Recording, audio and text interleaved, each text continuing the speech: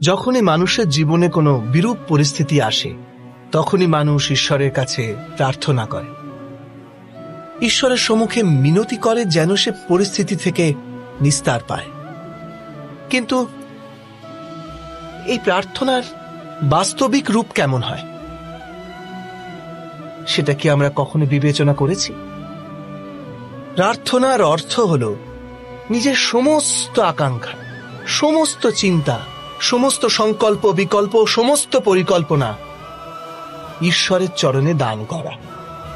অর্থাৎ নিজের কর্মের ফল কি হবে সেই নিয়ে চিন্তা না করে ধর্মের অনুরূপ কর্ম করা,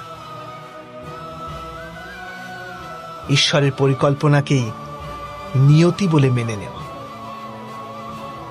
সেটাই তো প্রার্থনা, তাই না?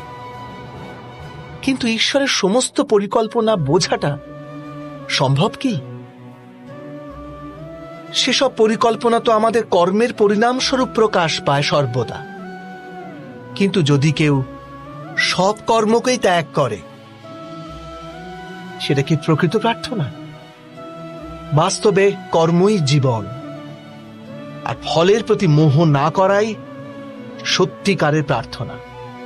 যে প্রার্থনা কর্মের পথে বাধা হয়ে দাঁড়ায়, মানুষকে কার্যই করতে না দেয়, সেটা প্রার্থনা না পরাজয়? স্বয়ং বিচার করবেন।